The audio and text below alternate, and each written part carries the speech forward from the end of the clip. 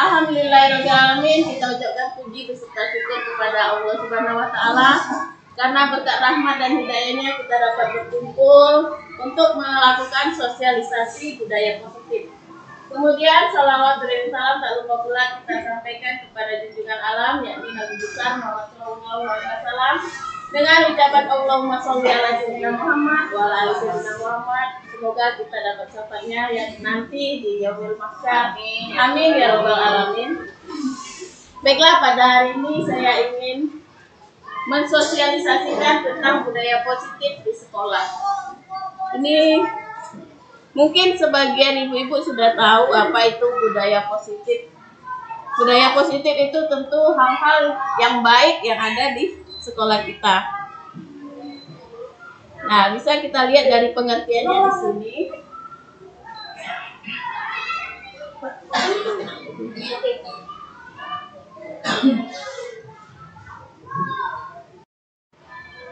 Nah, kita masuk ke pengertian budaya positif.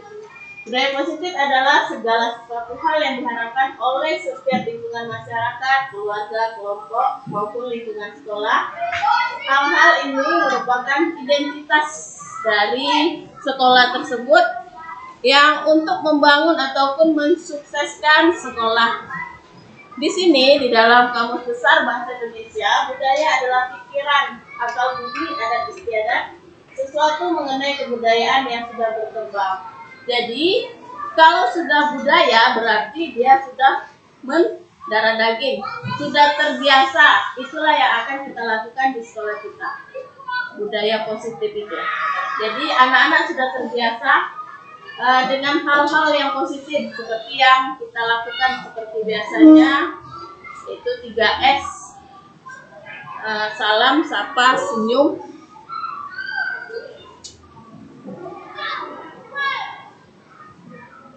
Budaya positif ini sangat mendukung untuk visi sekolah kita. Karena dengan adanya budaya positif kita bisa membuat karakter anak itu menjadi anak yang sesuai keinginan kita, sesuai dengan profil pelajar Pancasila. Yaitu yang pertama, beriman dan bertakwa kepada Tuhan Yang Maha Esa dan berakhlak mulia. Yang kedua, berkebinekaan global. Ketiga, mandiri. Keempat, gotong royong.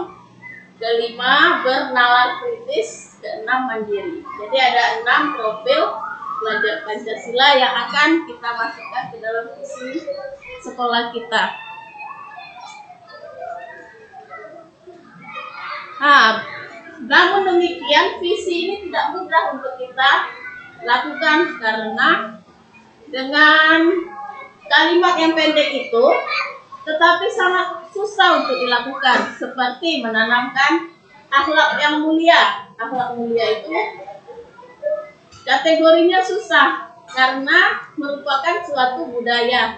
Jadi anak harus memiliki sopan santun kepada guru, kepada orang tua, kepada rekan, ataupun teman-teman sebayanya. Jadi harus ada konsep dan strategi yang pas untuk kita lakukan supaya menjadi hal positif itu budaya.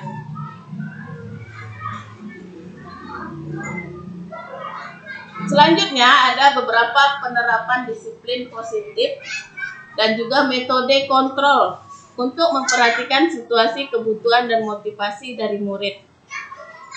Nah, di sini ada ya, seperti yang kami pelajari yaitu segitiga restitusi dan juga budaya positif. Di situ anak diminta untuk mengontrol diri dan emosinya. Nah, kita masuk kepada disiplin positif. Budaya positif tadi kita aplikasikan kepada disiplin positif. Tujuan dari disiplin positif adalah untuk menanamkan motivasi dari diri siswa agar mereka menjadi orang yang mereka inginkan dan juga bisa menghargai diri sendiri dengan nilai-nilai yang mereka percaya. Jadi kita disuruh atau kita melatih anak-anak untuk bisa menanamkan motivasi. Kita harus rajin-rajin dan juga tidak bosan memberi semangat kepada anak didik kita agar dapat berperilaku sesuai dengan profil pelajar Pancasila dan juga berbudaya positif tersebut. Motivasi ini bersifat internal, yaitu dari dalam diri, sehingga ini akan menjadi dampak jangka panjangnya, sehingga anak-anak seperti yang kita ketahui, anak-anak kita sekarang moralnya sudah kurang, apalagi semenjak kena pandemi corona. Anak seolah-olah itu bebas, atau mungkin karena selama ini mungkin banyak HP yang dilihat, sehingga kontrol dan juga budaya positifnya sudah banyak yang hilang. Tujuan mereka itu bagus, dia ingin ramah, dia ingin menegur gurunya, cuma caranya mungkin yang belum pas. Nah, disinilah kita akan membentuk anak-anak ini menjadi anak-anak yang memiliki disiplin positif.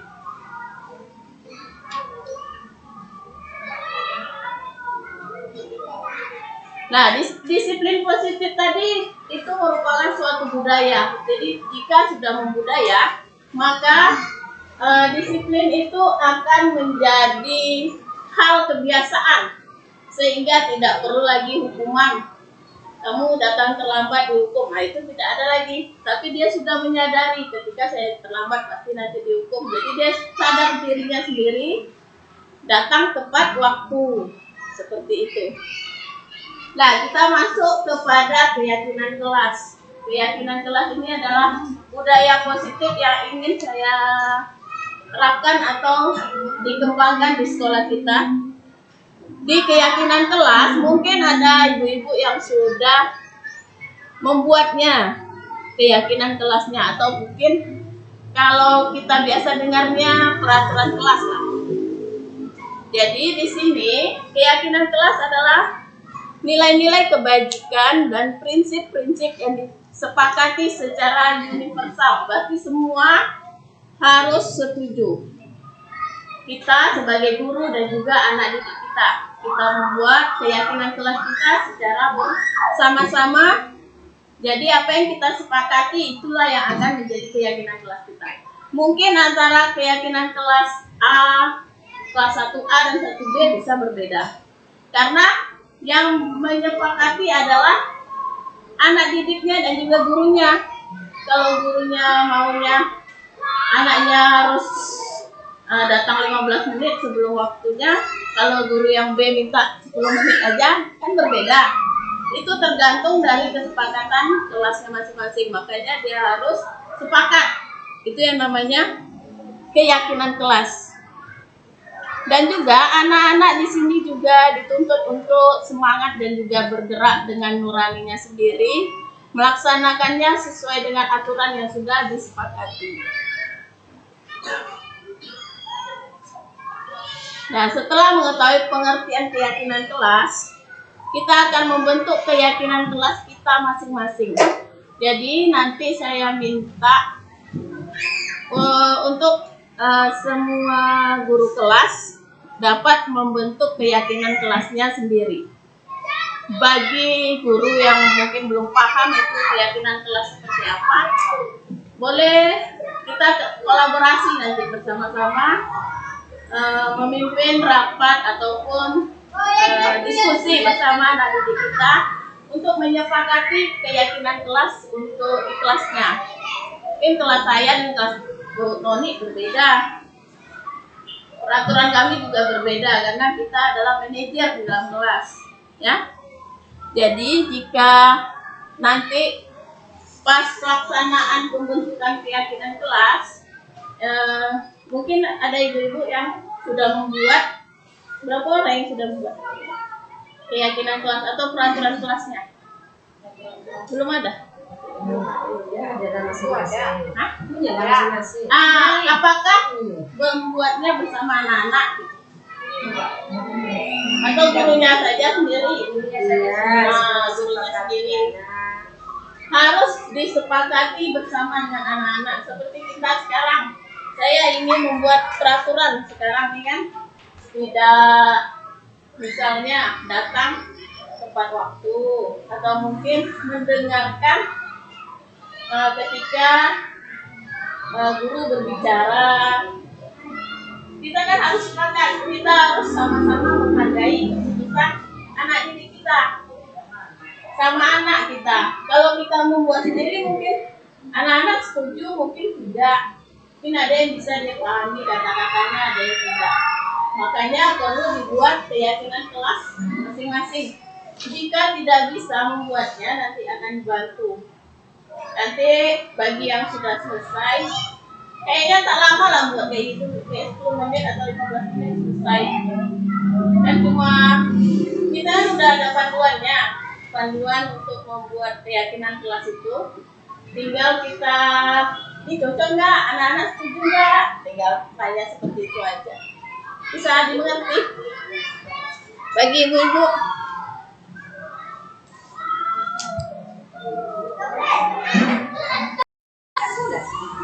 Ibu ambil dulu beda ibu. Nah, Ambil tahu anak ibu tak kecuali ibu dia tak rasa-rasa dalam itu. nah kita lanjut lagi ya. Nah, di sini ada contoh keyakinan kelas. Contohnya antara kelas 1, kelas 5 dan kelas 7 SMP ya. Di sini ada contohnya. Yang pertama, di sini berbeda. Jadi berbeda. Godang ya sedikit dulu. Godang kan itu itu. Gambarnya kan? Kalau baca aja lah ya. Nah, yang pertama, setiap anggota kelas perlu belajar. Itu karena kelas 1. Kelas 1 kan banyak waktunya bermain, sehingga mungkin gurunya bersepakat anak-anak harus belajar ketika jam pelajaran. Kemudian yang kedua, setiap anggota kelas perlu senang. Jadi guru kelas 1 kan suka nyanyi, suka apa ya, ice breaking, suka apa gitu, joget-joget, ya joget, senam mungkin apa ya. Jadi dia perlu menciptakan kelasnya senang, makanya dibuatnya keyakinan kelasnya seperti ini. Ini hanya contoh. Kalau kelas itu mau dibuat seperti itu, oke, bagus. Nah, ini kita menerapkan kelas 1 dan kelas 4 kurikulum merdeka. Jadi anak itu harus betul-betul bahagia sesuai dengan Pihajar Dewantara anak, sesuai dengan kodrat anak dan kodrat zaman. Jadi anak itu zaman sekarang beda dengan zaman dulu. Kalau anak zaman sekarang disuruh duduk dengarkan, mungkin ada yang sebagian aja. Kalau anak zaman dulu duduk rapi, tidak bergerak lah, bergerak lempar gurunya, pasti takut. Anak sekarang tidak ada takutnya. Itulah yang kita perlu kodrat zaman. Jadi anak tuh harus sesuaikan dengan kodrat zaman kita sekarang. Anak hobinya apa? Itu yang kita ikuti. Hobinya dia suka, kan anak tipe belajar anak kan berbeda-beda. Ada yang pakai audien, ada yang pakai visual. Audien pakai telinga itu. Kalau ya audien, ada audiens mendengar. Nah, makanya dibilang pembelajaran itu pakai audien sama visual. Audio ya. Audiens itu orangnya. Jadi anak itu ada yang suka mendengar, ada yang suka melihat. Visual. Kalau saya tipe yang hobinya pulang dengar. Itu jarang. Tapi ada biasanya anak yang konsentrasinya full, itu biasanya bisa dua-duanya, sambil melihat sambil mendengar. Kalau tipe kita juga berbeda-beda. Ada yang suka melihat gurunya, dilihatnya itu anak yang patuh, biasanya anak yang baik-baik itu lagunya. Kalau anak yang suka mendengar itu sambil menulis, sambil main, sambil gini-ginikan meja, gunting-gunting atau pena cetek-cetek. Nah, itu anak tahu, tapi dia dengar. Itulah cara belajar anak berbeda-beda. Makanya kita akan membuat sesuai kesepakatan, karena kelas kita dengan kelas orang berbeda. Sehingga kita perlu membuat kesepakatan atau keyakinan kelas. Ya, melihat. Ada yang ditanya ini enggak paham. kasih tuh. Tapi Terpesona. kalau bagus. Jangan anak sudah ditinggal lagi sama anak. Hah? Anak sudah ditinggal lagi dah. Betul. Tinggal situas. Jangan pulang Boleh kok tinggal kelas. Jika tidak Kok bisa, dikunci merah tenan? ya. Itu kan makanya perlu adanya pembelajaran inklusif. Harapannya air kalau begitu ya. Pendidikan inklusif penting bagi guru. Kayaknya jika ada pelatihan atau apa kita harus belajar juga sih. Kayak mana sih mendidik anak yang agak-agak luar biasa gitu kan Kak? Karena perlu kan berkebutuhan khusus. Standby. Ada saya gini tadi dah. Dengan suara ibu ya. Lama nggak bisa. Assalamualaikum warahmatullahi wabarakatuh. Alhamdulillahirobbilalamin wassalatu wassalamu ala asyrofil anbiya'i wal mursalin wa ala alihi wa sahbihi ajmain. Yang saya hormati Bapak Kepala Sekolah, yang saya banggakan dan saya sayangi rekan-rekan seperjuangan guru dan staf yang ada di SD Negeri 00. Kelas. Contohnya antara kelas 1, kelas 5 dan kelas 7 SD.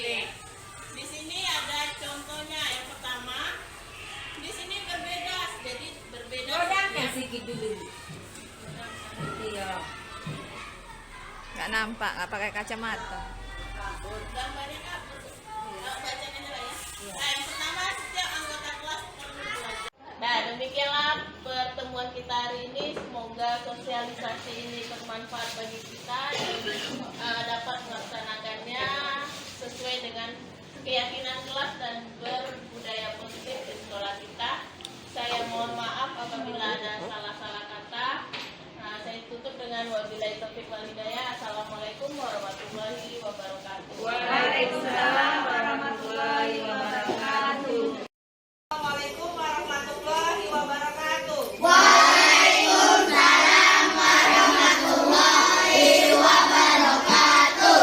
Baiklah anak-anak, sebelum kita belajar pagi ini, kita buat dulu peraturan di kelas kita atau kesepakatan kelas kita. Ayo kita diskusikan bersama apa yang pertama kita buat untuk peraturan di kelas kita. Nah, kalau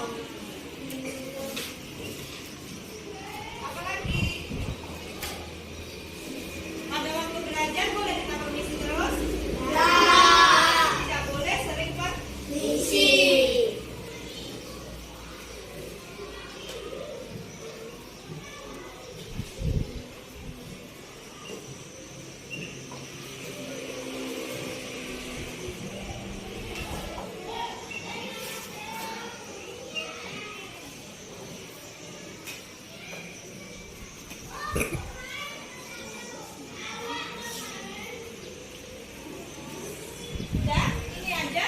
Ada lagi?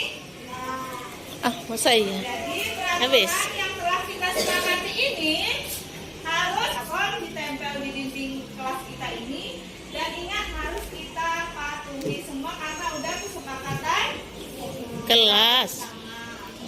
kesepakatan kesepakatan kelas kita, makanya harus yang mematuhinya siapa? Semuanya. Peraturan kelas ini sudah kita. Terima kasih. Mudah-mudahan nanti peraturan kelas kita ini ya di kelas kita akan tertib dan belajar kita akan lebih bagus lagi. Terima kasih anak-anak ibu.